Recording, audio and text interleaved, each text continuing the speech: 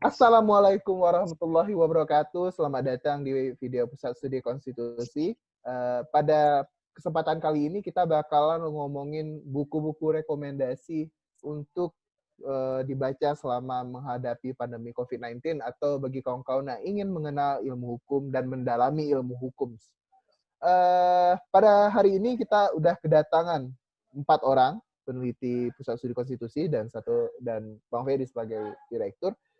Mari kita sapa, ada Haikal. Halo Haikal. Halo Bang Fo. Halo kawan-kawan semuanya. Dan salam dari juga Medan. ada Horas. Gimana tadi Bang? Gini ya salamnya ya? Oh gini, Horas. Lalu kemudian juga ada Kansa Milenia. Halo Kansa. Semuanya. Aduh, ini nggak puasa tapi suaranya tetap apa ya? Tetap hemat gitu loh suaranya. Puasa Syawal mungkin Bang. Puasa Syawal. Oh lagi puasa Syawal. Saya nggak yakin Kansa puasa Syawal. Astagfirullah.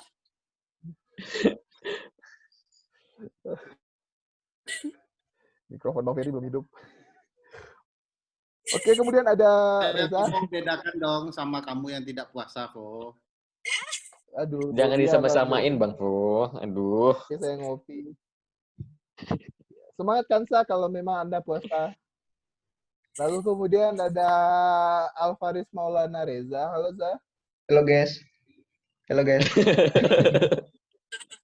Gimana kemarin sama motor metik? Lelang motor metik itu gimana ceritanya? Orang kampung Anda kan yang bikin kerjaan itu? Bukan. Saya di Muara Bungo, tuh di Kota Jambi. Siapa orang Pesako di Kota Jambi? Oh, orang kampung Bang Isan berarti ya. Muara Bungo itu lebih kaya daripada Jambi. Iya, bayangin lah. Kami 2,5 M itu beli motor. Iya. Kalau kami 2,5 M itu ini beli mainan. Nah, iya, di Muara Bungo tuh hypermart aja bangkrut. Gara-gara apa emangnya Bang? Hypermart? Nggak laku.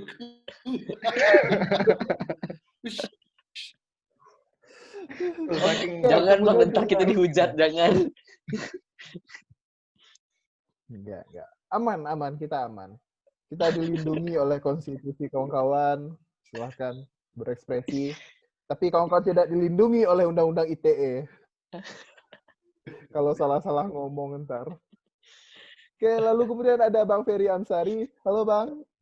Halo, karena saya di Jakarta Selatan, saya salamnya begini. Iya. Nak Jaksel ya Bang, nak Jaksel. Which is Kan aku. Lagunya itu ya Bang ya? Sambil tolong Po jangan video. begitu. Iya, suara saya jelek tahu Bang, tapi ngasih vibe aja gitu. Oke, kawan-kawan kita Halo Bang Lafo nggak disapa nih? Bang Lafo di mana? Halo, saya di Solok Selatan. Jaringannya sangat bagus sekali, lancar dan jaya, luar biasa. Itu nggak dikorupsi tuh Bang, jaringannya Bang. Oh, saya nggak tahu ya. Kalau bupati saya kemarin dugaannya korupsi masjid, tapi nggak tahu sih. Oh, ya, jaringannya nggak tahu ya? Nggak tahu saya, nggak tahu. Semoga enggak. Soalnya jelek kali jaringannya. Kebetulan kita lagi di provinsi yang berbeda-beda sekarang. Saya Sumatera Barat, Reza Jambi, Haikal Medan. Kansa di mana Kansa? Jawa Barat. Jawa Barat. Bang Ferry lagi di Jakarta. Jadi buat tetap mengisi waktu selama pandemi, selama di rumah aja, kita bakal ngomongin berbagai hal. Mungkin yang pertama kita mau minta Haikal dulu lah. Kal. Oke, udah. Sampai sini aja berarti kan? Enggak, kamu ngasih penjelasan dikit lah. Oh gitu. Soalnya tadi nggak ikut dari awal kamu ngomong. Sampai habis lah kamu ngomong ya.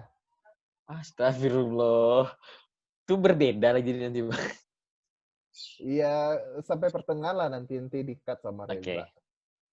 Oke, makasih Bang Fo. Jadi di sini pasti sebenarnya Haikal pengen kalau misalnya dikasih kesempatan yang pertama, Haikal juga bakal membahas atau merekomendasikan buku yang pasti menjadi buku dasar bagi seluruh mahasiswa hukum di Indonesia. Minimal mahasiswa hukum di Indonesia itu pasti tahu sama buku ini. Dan ini digunakan mungkin hampir di seluruh fakultas hukum yang ada di Indonesia. Nah, bukunya itu adalah buku pengantar ilmu hukum, karangan CST Kansil yang warna hijau. Nah, jadi buku ini sebenarnya sudah cukup banyak ya, sudah banyak dicetak, sudah ada beberapa. Nah, ini di bukunya.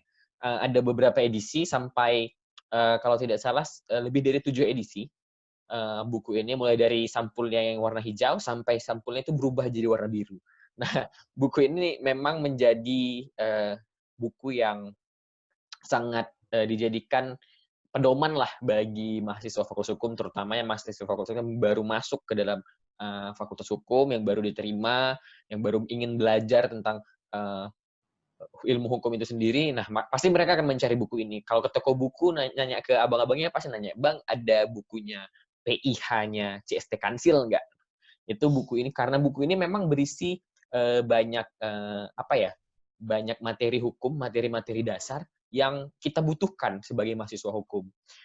Buku ini dicetak oleh Balai Pustaka sampai dengan sekarang juga masih dicetak, kalau saya tidak salah masih dicetak oleh Balai Pustaka, dan buku ini sangat tidak lekang lah oleh waktu, ilmu-ilmunya, apa yang ditulis di dalam buku ini, bagaimana pemahaman Prof.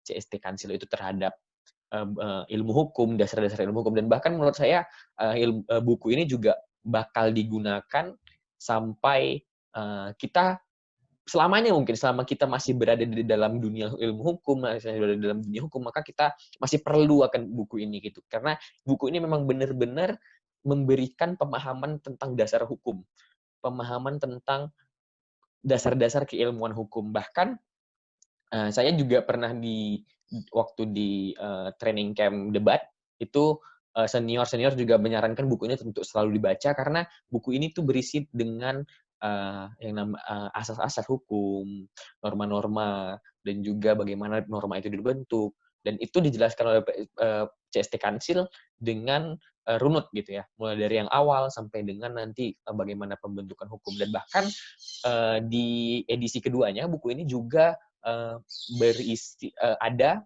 membahas terkait dengan hukum di Indonesia atau pengantar hukum Indonesia atau PHI. Nah, jadi buku ini memang sangat bagus ketika kalau kita baca itu memang sebagai buku pedoman. Kita baca itu dan kita harus serius membaca, karena mungkin itu kalau sedikit kelemahan diri buku ini, kata-katanya agak sulit dipahami kalau kita tidak serius. Kalau kita tidak serius, maka kita akan susah memahaminya. Kita membaca ini balik lagi di awal. Tapi kalau misalnya kita serius membacanya, maka buku ini walaupun sedikit susah dipahami bahasanya, tapi pasti lengket. Pasti kita ingat, karena norma-norma, asas-asas hukum yang ditulis di dalam buku ini memang benar-benar sangat berguna. Bahkan sampai dosen menjadikan buku ini sebagai buku pegangan untuk mengisi materi perkuliahan di kelas gitu. Dan menurut saya buku ini ya sangat worth it lah. Harganya juga tidak terlalu mahal, dan mungkin dia layak untuk dinyatakan buku yang tak lekang oleh waktu, dan buku sepanjang masa lah yang digunakan untuk mahasiswa hukum. Nah, mungkin seperti itu, Bang Fo. Waduh, Bang Lafonya hilang gini. Waduh. Lanjut ke Kansa lah. Lanjut ke Kansa kalau gitu ya, Bang. Siap, Bang. Kalau aku sih mungkin sebenarnya juga ada 2 buku, tapi aku lebih prefer misal ke bukunya Prof. Maria yang ilmu perundang-undangan. Nah, ini menurut aku sangat selain dia juga legend, beliau juga maestro ahli ilmu perundang-undangan, bukunya itu juga dipakai banget gitu sama mahasiswa-mahasiswa Fakultas Hukum. Selain bahasanya juga ringan, dan dia itu juga bahasa yang digunakan itu, pemilihan kata itu sangat simple gitu. Akhirnya mudah banget dimengerti sama mahasiswa Fakultas Hukum. Apalagi tipikal aku tuh yang kalau belajar sukanya berpoin. Nah, bukunya Prof. Maria itu benar-benar berpoin, dan jadi kita bisa berpikir secara sistematis. Habis berpikir telah memahami misalnya makna atau fungsi dari ilmu perundangan, kita akan belajar misalnya mengenai hierarkinya terlebih dahulu, kemudian yang terakhir mengenai asas pembentukan peraturan perundang-undangan yang baik. Kalau mau menyoroti gitu ya, salah satu bab yang paling menarik kalau buat aku sendiri, dan itu tidak terlupakan karena dipakai banget sama aku, karena kan juga kalau mungkin kerasa ya kalau kita misalnya sorry Bang Ferry, karena Bang Ferry bukan anak milenial, Bang Reza tuh mungkin milenial ya Bang, di atas 99 gitu, itu akan sebenarnya kan agak males gitu misalnya mengulas berbagai produk-produk hukum tahun 50 atau tahun 66, itu kan sangat jauh banget gitu ya. Tapi di Ketahuan dalam dia salah malasnya satu ya. apa Bang? Ketahuan dia malas tapi IPK tinggi juga. Dia mensiasatinya dengan buku-buku yang ternyata udah ada isinya semuanya Bang, jadi nggak perlu baca buku ini lagi, buku itu lagi gitu. Nah, di buku ini tuh memang diulas banget gitu. Kan ini fokus terhadap salah satunya bentuk hierarki gitu dijelaskan. Nah, di salah satu bab itu aku inget banget karena memang jadi ini banget ya, sangat terngiang-ngiang gitu bahasanya Bang. Em, itu Prof. Maria itu mencoba mengulas hierarki gitu ya, hierarki peraturan perundang-undangan Indonesia itu dimulai dari ketetapan MPR 150 gitu.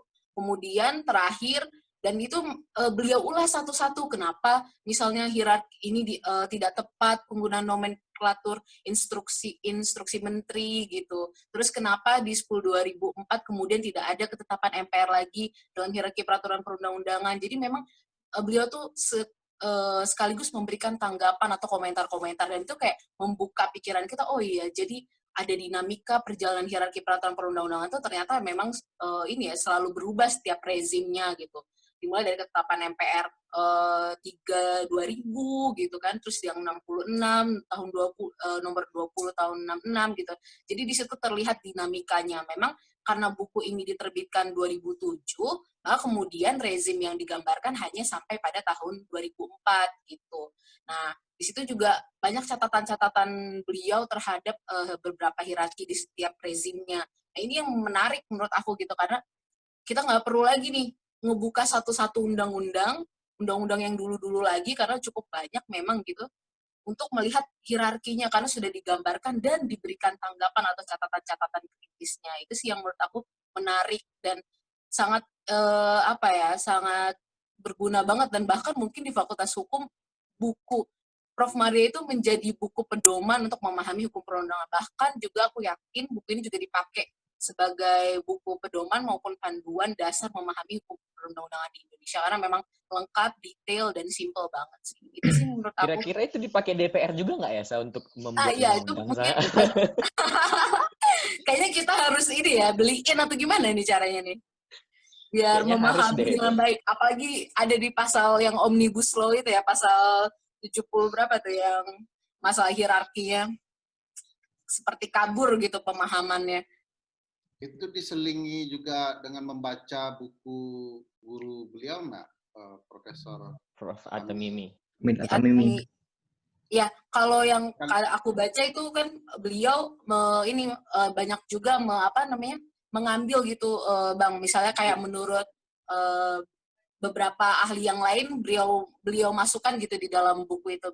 Jadi nggak pure pandangan beliau aja, tapi juga pandangan-pandangan ahli-ahli perundang-undangan lainnya. Tapi setidaknya buku ini benar-benar kompleks gitu. Akhirnya kita tidak susah-susah gitu ya buat misalnya orang kayak aku yang untuk belajar kayak bertanya lagi harus membuka buku yang mana lagi gitu. Tapi cukup mungkin hanya satu itu aja, tapi alhamdulillah udah bisa menjawab semua pertanyaan-pertanyaan, kurang lebih seperti itu. Pertanyaannya, Kansa, berapa nilai ilmu perundang-undangan Kansa? Terima kasih Pak Intizam. Pak Intizam itu luar biasa banget, Bang. Salah satu dosen hukum tata negara yang benar-benar sangat dicintai oleh mahasiswanya, bukan hanya karena kasih nilainya baik, tapi juga karena apa yang diberikan itu ya memang ngerti banget gitu loh. Jadi ya mungkin bisa tergambarkan kan Bang berapa nilainya kalau sudah kebaikan seperti itu. Dia memang sangat terkenal dengan nilai-nilai yang membuat hati mahasiswa senang gitu. Sebaliknya saya ya, sangat percaya nilai yang sebaliknya. Ya. Insya Allah. Selamat datang Malavo. Oh, malah aku udah masuk gabung. lagi nih hostnya. Wah, hostnya baru masuk lagi. Kansa. Ya Bang. Oh, saking bahagianya Kansa. Saking bahagia Kansa hilang sinyal deh. Sorry Bang. Jaringan hilang Bang. Asli. Halo. Parah Bang. Longsor tak Bang? Hilang total. Sinyal longsor. Hilang total jadi anak Bang. Nah, Parah. Ini Itu aja sih, Bang. moderator muncul lagi. Kayaknya sengaja ini Sorry. moderator.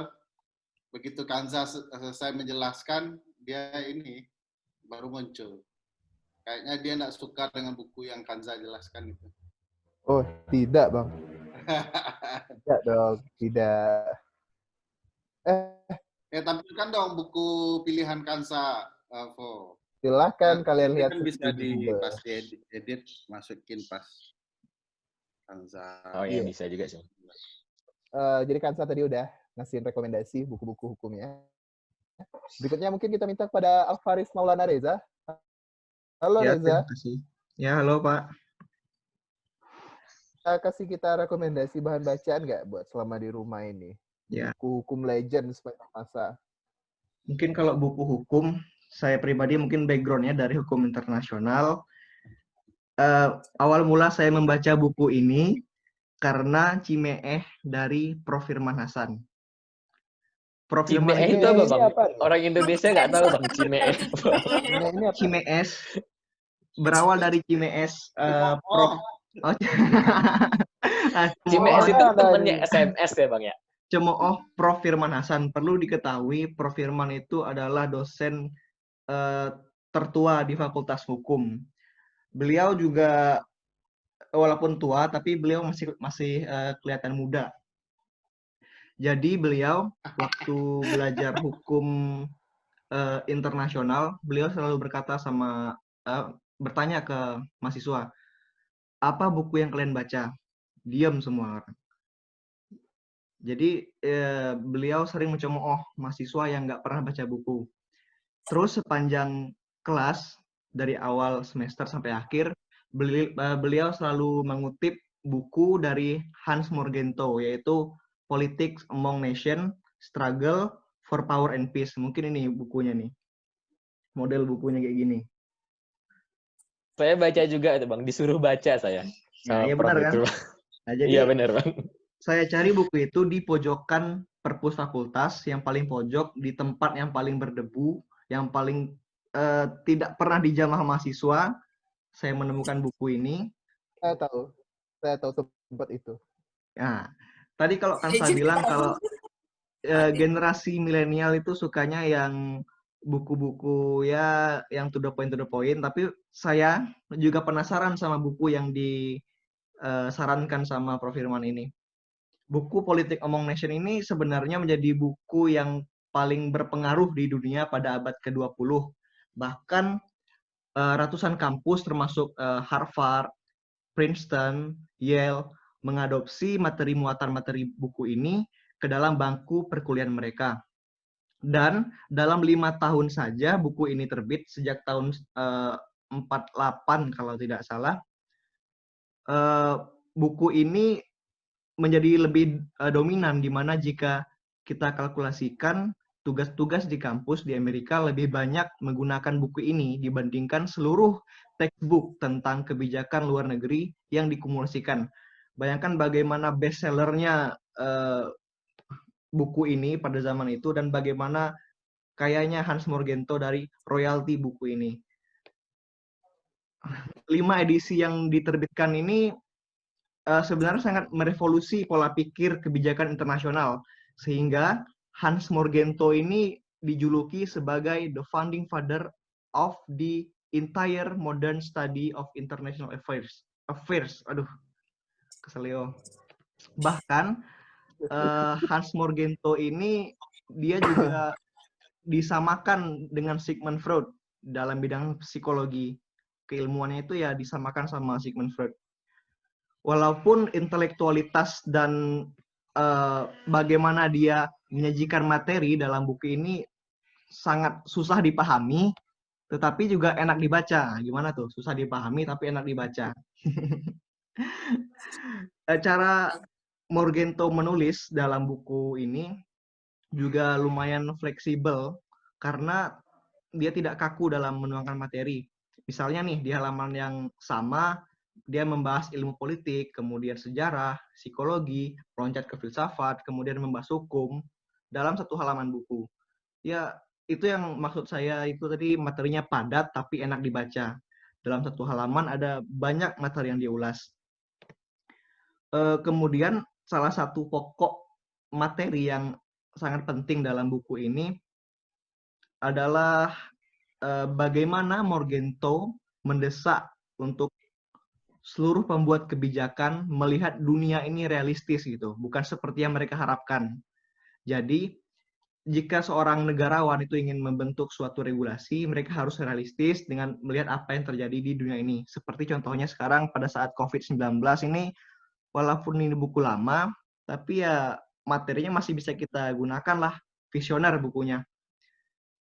Morgenthau ini melihat bahwa seorang negarawan itu harus dapat mengkotak-kotakkan tentang apa perbedaan yang jelas, tentang apa yang diinginkan, dan juga apa yang memungkinkan. Intinya, seorang negarawan itu nggak boleh disesatkan sama idealisme. Kalau misalnya sekarang di negara kita, di dunia lagi kacau sama COVID-19, maka negarawan tuh harus realistis membuat kebijakan gitu. Jangan cuma mempentingkan ekonomi atau kepentingan kelompok. Ya bagaimana realistis lah begitu kata Eyang Morgenthau gitu. Terus juga ada 9 unsur yang paling saya ingat itu sering dikatakan sama Prof. Firman Hasan, 9 unsur kekuatan nasional atau kekuatan hukum nasional yang dituangkan dalam buku Hans Morgenthau ini, dan itu juga masih masuk akal sampai sekarang apabila kita gunakan. Sebentar ya, saya cek Google, saya agak lupa. Oh ya, 9 unsurnya itu adalah Saya curiga Anda tidak membaca bukunya. bukunya dibaca, Pak, tebal, tapi saya baca beberapa sub pokok yang disuruh baca aja sebenarnya kemarin, tapi Oke, alasan diterima. ada 9 unsur, yaitu penduduk, diplomasi, kepemimpinan, geografis, militer, industri, ekonomi, moral, nasional, dan iptek. Itu 9 unsur pokoknya. Ya mungkin kalau kita ngomongin hukum internasional, politik sama hukum itu ya saling beriringan, Pak. Jadi kita agak sulit membedakan politik sama hukum dalam kajian hukum internasional. Karena kita juga berhubungan sama diplomasi kan, diplomasi itu juga politik sangat kental. Mungkin begitulah dari buku yang saya baca pas kuliah dulu. Cuma satu aja nih rekomendasi. Kayak dulu ya, Bang. Udah tamat ya, Bang? Iyalah, dulu mahasiswa. Oke, cuma satu aja nih, Ja, bukunya yang mau Sebenarnya ada sih, Bang. Dulu dong. Tapi ada yang lain. Dulu dong, Bang. Kalau ada waktu lagi kita bahas lagi. Ada buku sebenarnya satu lagi, tapi mungkin Haikal, Bang Ferry atau Kansa ada buku lagi. Buku keduanya. Oke. Mungkin saya juga dari tadi udah dengerin Haikal, Kansa dikit sama Reza. Mungkin aku juga mau ngasih rekomendasi buku yang kebetulan sekarang lagi dibaca.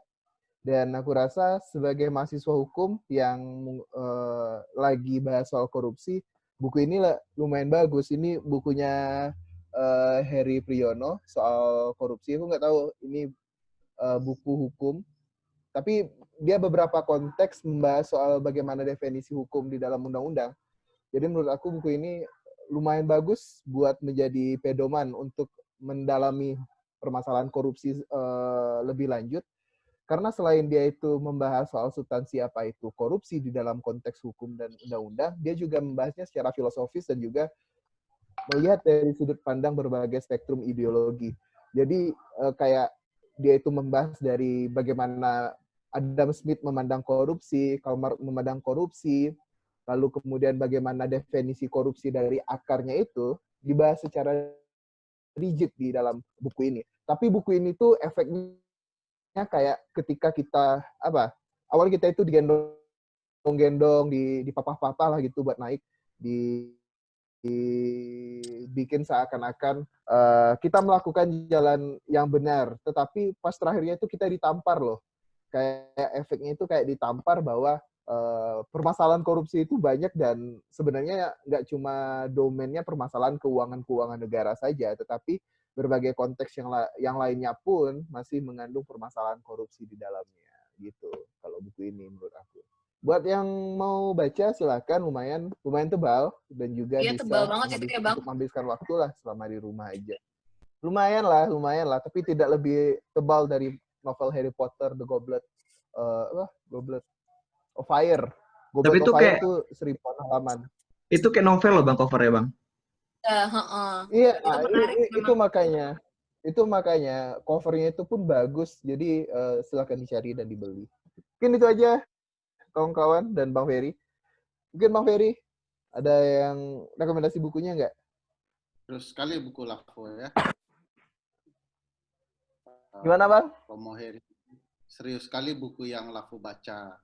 Padahal kan Iya Bang. dia buku-buku klasik pegangan anak hukum. Dia malah buku Iya. kekinian. Romo Nggak, Pak. Heri itu. Oh, 40 tahun lagi ini akan jadi klasik. 150 tahun lagi apalagi. Iya.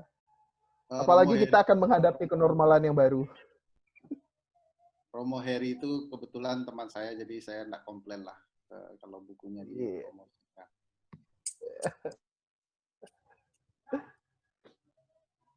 Oke Bang Ferry. Saya lagi, Bo. Iya Bang, Abang lagi. Saya tidak mempromosikan buku HTN, tapi buku bacaan lain. Dulu sebelum saya memilih HTN itu, sebelum jatuh cinta dengan HTN, karena jatuh cinta saya dengan ilmu studi hukum tata negara itu bermula dengan perjumpaan dengan Pak Ilhamdi Taufik. Nah, saya waktu tahun 1 belum bertemu Pak Ilhamdi Taufik. Saya malah jatuh cinta ke studi hukum pidana ya, karena bertemu Bu almarhum Sinta Agustina. Dan buku Pavla Mintang itu membantu saya memahami studi hukum pidana secara serius ya, karena kan Mevro Sinta kan itu serius orangnya ya, betul-betul bertanya gitu, seperti layaknya seorang lawyer bertanya, layaknya seorang hakim bertanya dalam kasus-kasus pidana. Nah, buku ini yang tampil di depan teman-teman ini adalah buku menarik menurut saya karena dia menyajikan tidak hanya soal kasus-kasus pidana di Indonesia, tetapi juga kasus-kasus yang menjadi dasar sebuah ilmu hukum pidana itu digunakan atau dipakai di dalam penerapan hukum di Indonesia. Makanya dia tidak hanya mengutip soal putusan Mahkamah Agung, malah lebih banyak putusan Ares Hograd ya, putusan Hograd atau Mahkamah Agung Belanda yang dikutip oleh PAF. Dan itu menjelaskan bahwa setiap peristiwa pidana itu punya basis pemikiran dan bagaimana kemudian sebuah azas atau pasal-pasal pidana itu diterapkan. Jadi buku PAF ini menarik, satu dia klasik, buku Pavla Mintang ini dipegang dan dipakai oleh banyak orang, dan seperti anak milenial pada umumnya, saya ngaku juga anak milenial ya, buku itu sederhana, simple untuk mengarahkan kita kepada pemahaman. Jadi untuk bacaan teman-teman di tahun 1, ini buku sangat berarti untuk membantu. Karena kan waktu kita jadi mahasiswa tahun 1, kita belum tune in dengan dunia hukum itu. Belum, ada apa ini? Kenapa azas ini dipakai? Kenapa? Jadi kalau kita tidak mencoba mencari sesuatu dari awal, kita belum tentu nyambung-nyambung betul dengan apa yang diceritakan dosen.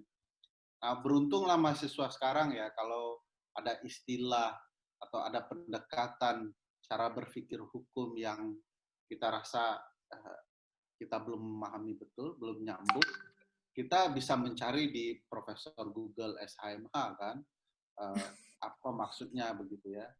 Nah, buku PAF kurang lebih menurut saya ya, itu membantu di masa saya kuliah di tahun 1 untuk memahami apa sih maksudnya dosen dengan azas ini, kenapa azas ini dimaknai begini, nah itu sangat membantu. Dan PAF menulis dengan sangat baik ya. Ada beberapa buku klasik yang kian dibaca, kian kita bingung begitu ya. Tadi sudah disinggung-singgung oleh beberapa teman-teman. Tapi ya dipakai oleh semua dosen karena ketersediaan buku tidak cukup beragam ketika itu, apalagi di daerah ya.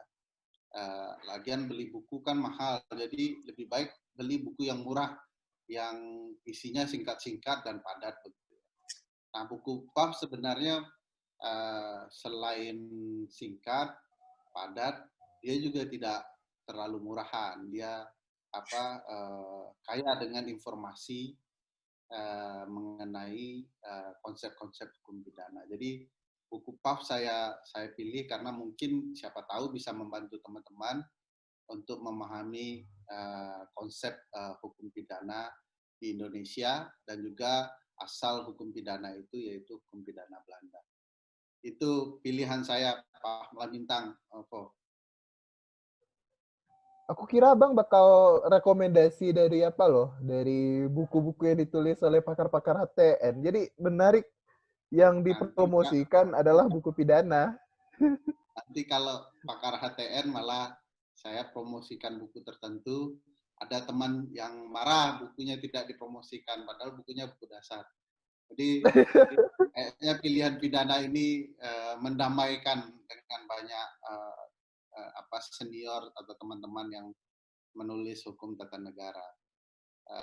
Ya, benar. Lagian kalau membahas hukum tata negara sekarang karena perkembangannya sangat cepat ya, pembahasan buku-buku penulis-penulis yang baru itu jauh lebih menarik sebenarnya. Tapi tentu saja untuk mahasiswa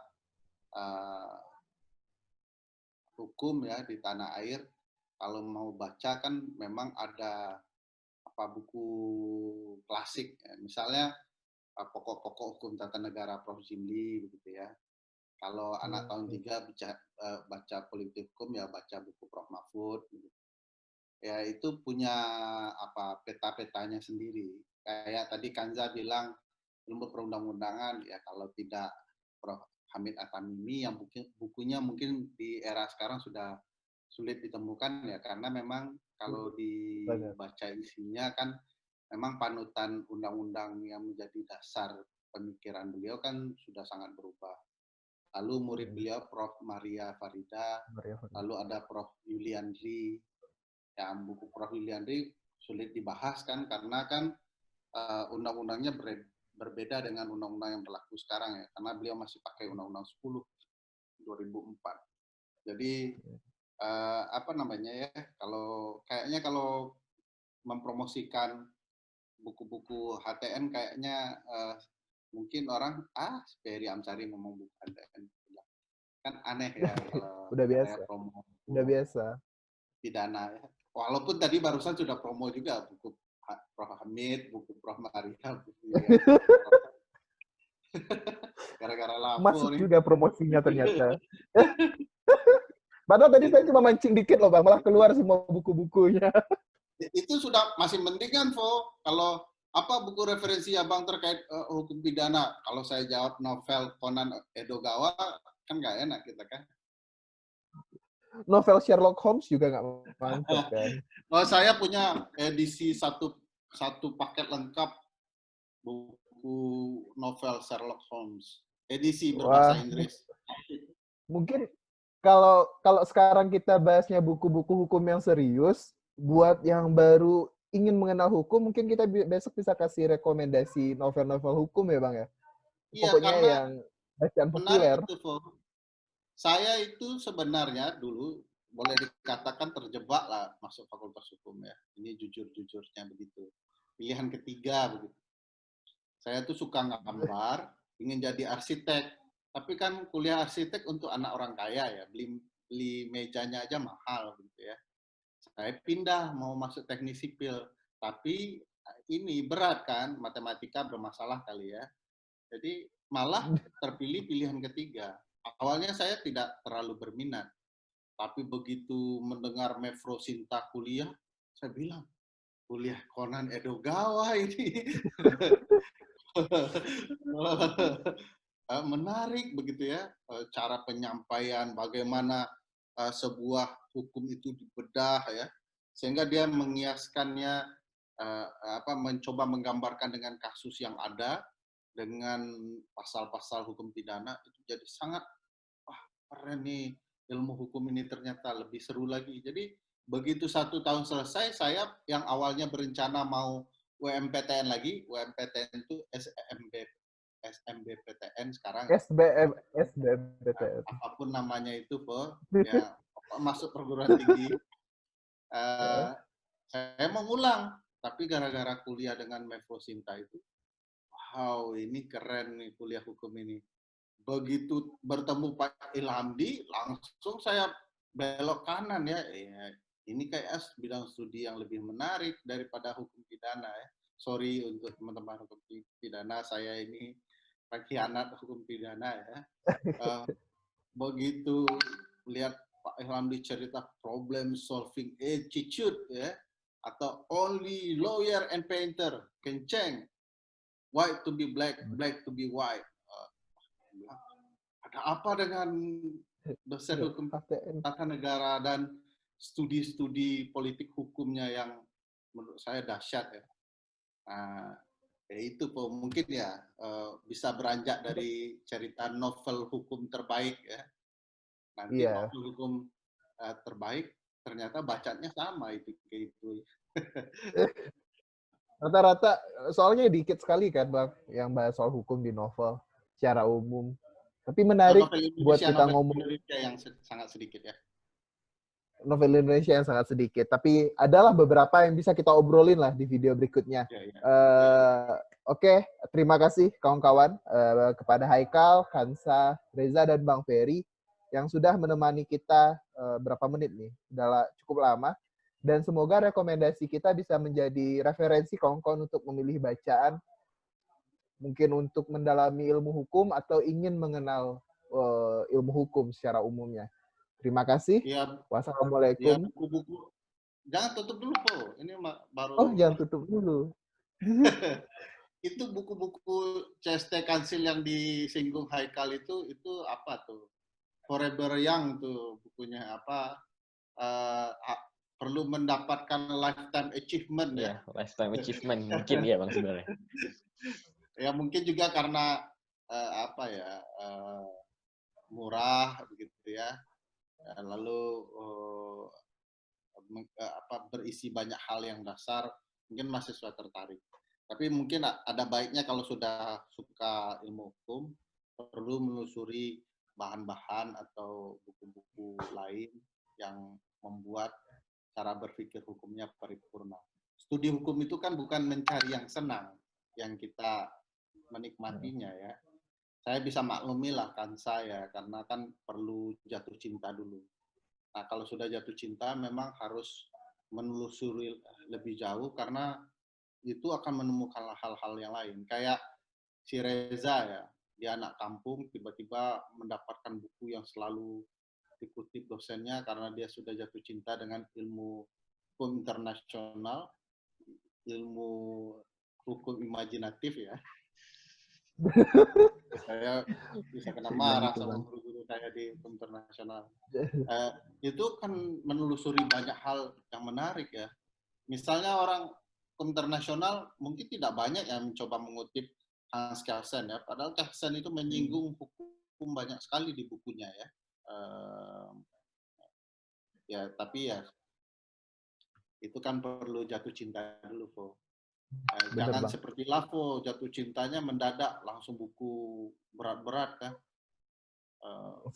By process, Po. CST Council dulu, Po. CST Council. Pendek-pendek dulu ya, Bang ya. Ada juga beberapa buku klasik yang namanya selalu tersebut itu selain bukan hanya Pak C.S.T. Kansil kan yang menulis banyak hal. Pak C.S.T. Kansil itu menulis hukum tata negara, ilmu pidana, pengantar ilmu hukum perdata, banyak sekali itu. Jadi Perdata. beliau itu adalah contoh penulis ilmu hukum yang betul-betul tidak membedakan program kekhususan. Semua dia tulis. Gitu. Program khususannya satu, Bang, ilmu hukum. Benar. Itu nggak khusus lagi, Bapak. Itu nggak khusus lagi tuh. Ada. Tapi itu sih menariknya, Bang. Kalau kita baca buku klasik, rata-rata dia itu bahasanya agak lebih gimana ya? Kayak kata Reza tadi, lebih sulit dipahami karena dia itu membahasnya itu sangat filosofis dan mendalam. Mungkin beda kayak buku sekarang ini yang udah dikelompokin nih satu-satu bahan pembahasannya. Tapi kalau buku klasik itu kayak semuanya bertebaran. Silakan Anda cari di dalam buku itu apa yang Anda ingin temukan. Saya pernah dengar cerita Prof. Jimli ya. Jadi dulu ilmu hukum itu satu paket ilmu hukum gitu ya. Di dalamnya ada perdata, ada pidana. Oh, semua orang yang belajar ilmu hukum ya betul-betul studi itu, dan kita bisa rasakan dampaknya sampai sekarang ya. Tidak ada jurusan tertentu di dalam program ilmu hukum. Lalu berkembang, pecah dia. Jadi kekhususan pidana, perdata, hukum tata negara pecah jadi hukum administrasi negara, perdata jadi hukum ekonomi, hukum bisnis, hukum bla bla bla ya. Hukum internasional semuanya ya, mau ambil ekonomi internasional, hukum pidana internasional, dia jadi paket bulat ya. Jadi untuk memahami hukum internasional perlu memahami dasar-dasar hukum pidana, hukum perdata dan segala jenis program kekhususan itu. Tapi kemudian berkembang, jadi satu pecah, lalu kemudian menjadi satu lagi satu saat, karena itu sudah ada tanda-tandanya. Jadi orang sudah bicara misalnya hukum publik begitu ya. Hukum publik itu tentu bersentuhan dengan banyak program kekhususan ilmu hukum ya. Jadi ada proses yang terjadi dalam perkembangan ilmu hukum. Apalagi setelah ranah dunia menjadi global kan. Jadi hukum internasional itu menjanjikan walaupun imajinatif ya. Gimana Reza tanggapannya? Dibilang ya itu kan emang Anda sebagai dulu. Itu kan memang selalu menjadi perdebatan tuh, Bang. Coba bayangkan, Fo, mengukur batas kilometer laut, sinyal di udara, hukum udara antariksa, pesawat asing yang lewat, pesawat tanpa awak. Hukum ruang angkasa ada juga tuh, Bang. Ini ya. Emang ada belajar, Bang? Ini apa namanya? Persentuhan-persentuhan yang tergantung kecintaan kita dan ketertarikan kita ya, menurut saya. Begitu teman-teman hukum internasional tertariknya, begitu dijelaskan ternyata sinyal yang melewati batas udara kita itu harus punya pertanggungjawaban siapa, dampaknya apa, itu menurut saya butuh minat tersendiri kan. Nggak bisa juga orang HTN dipaksakan, kamu harus minat ini tuh karena ada korelasinya dengan HTN. Ya memang otaknya nggak nangkap ya, kayak saya kan kalau HI dan perdata saya angkat tangan saya. Ampun saya. Saya dulu tuh juga kepikiran itu Bang, kenapa nggak ambil hukum internasional. Jadi bahasanya itu dulu ketika kapal selam memasuki teritorial sebuah negara, dia itu harus muncul ke permukaan sambil ngibarin benderanya katanya. Itu saya pikir-pikir kan, ini kapal selam kenapa harus ada di permukaan gitu loh. Ini dia kapal selam, harusnya itu di bawah laut gitu. Jadi nggak masuk logika saya aja sih. Mungkin Reza bisa memberikan jawaban untuk itu. Ya kan kalau misalnya saya sudah hukum internasional sama hukum yang lain itu kan bedanya, hukum internasional itu dia seperti bukan hukum gitu Bang. Memang diakuin sih. Hukum internasional itu seperti kayak cuma anjuran moral aja cuma. Karena penegak hukum internasional tuh nggak ada Bang. Amerika ya? Bukan juga tuh. Karena semuanya itu tergantung kesadaran negara, diberikan semuanya ke negara, tiap negara punya jurisdiksi. Itu ya nggak bisa kayak 3 cabang kekuasaan dalam hukum tata negara dikomparasikan sama HI, ya nggak masuk. Emang susah memang mendudukkan konsep antara hukum tata negara dan juga HI itu ya 180 derajat lah bedanya Bang itu. Walaupun sama-sama hukum. Iya, itu kan sama dengan orang nyindir orang hukum tata negara ya. Hukum tata negara itu kan ilmu politik yang dihukum-hukumkan. Jadi kurang lebih kan begitu ya. Jadi ya perspektifnya akan berbeda-beda dan di sana pula nikmatnya ya. Ada yang suka corporate law ya. Wah, dia itu betul-betul menikmati kajian corporate law. Titik singgung yang tidak pernah bisa dipahami orang itu menjadi kenikmatan tersendiri dalam masing-masing studi, apalagi pidana kan. Tiba-tiba meninggal orang dan ini bagaimana membuktikannya. Wah. Tapi walaupun kita berbeda-beda, tapi kita tetap satu. Ya. Sama dengan orang ini, hukum administrasi negara. Kita roasting ya Bang satu-satu Bang. Kita roasting satu-satu nih. HI udah, sekarang Han. Gimana Han Bang? Administrasi negara Bang. Hukum kepegawaian itu. Hukum administrasi itu kan ya hukum para kaulo itu ya. Hukum bagaimana para pembantu bisa berjalan dengan baik lah. Ya di bawah hukum tata negara. Cuman kayaknya nggak bisa dipisahin Bang, nggak bisa dipisahin antara hukum tata negara dan hukum administrasi gitu Bang. Langsung bilang begini, hukum tata negara itu adalah hukum yang mati, yang hidup. Negara. Itu saya jadi cara merosting orang HTN begitu. Bang Ferry, saya jadi mikir nih, dengan HI kita ada irisan berbeda, dengan Han kita juga ada irisan beda. Jangan-jangan HTN ini apa ya Bang ya? Kayak mencari musuh bersama terus. Bukan. Bukan induknya ilmu hukum kan. Iya. Oke, kira-kira ada yang mau kita bahas lagi nggak Bang? Nggak, udah bosan. Tapi menarik kalau kita ke depannya bahas. Ada yang mau ngerosting saya jadi susah saya. Kan saman karena dia juga HTN. Ya, kita harap maklum Bang Ja, kita berbeda, yang 3 lainnya itu satu minoritas. Satu atap gitu. Kita minoritas kalau minoritas. Ini kan pusat studi konstitusi, yang non HTN kan minoritas. Tapi ada. Ada, tapi kita tetap menjaga ya. Tapi tetap harus dihormati mayoritas. Dilindungi haknya. Oke, kita lindungi hak. Dan kita penuhi hak-haknya. Betul Kal? Haknya harus dipenuhi. Oke. Mungkin ke depannya kita, tadi juga diskusinya kita bakalan ngomong soal bacaan-bacaan populer lah buat video berikutnya. Kayak mungkin novel, komik, dan apapun. Untuk kawan-kawan yang punya rekomendasi tentang apa yang akan bisa kita bahas di video berikutnya, silakan komen aja di bawah. Jangan lupa untuk lihat ke sebelah kanan, itu ada tombol subscribe. Kita sekarang sedang menuju 1000 subscriber Pusako, jadi silakan berpartisipasi dalam membantu kami.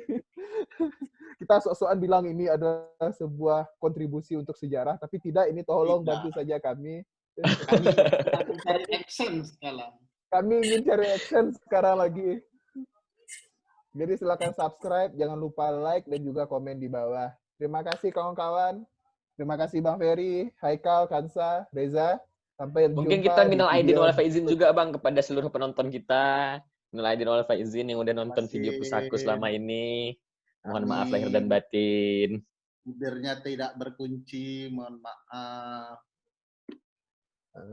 Sebening embun sederas air, apalah itu kan. Tidak Yang bergunting podcast- dan lebay seperti lapo. Sebening embun, seputih Bening embun itu- kertas. Oke, minal aidin wal faizin kawan-kawan semua. Terima kasih semua. Oke, sampai jumpa di video Pusako berikutnya.